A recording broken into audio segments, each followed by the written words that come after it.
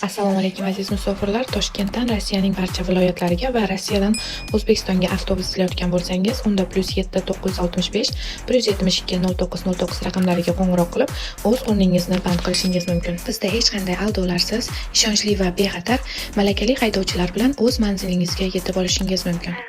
Videoga like va kanalga obuna bo'ling va eng oxirgi xabarlardan xabardor bo'ling. E'tiboringiz uchun rahmat. Tanlovda adashmang.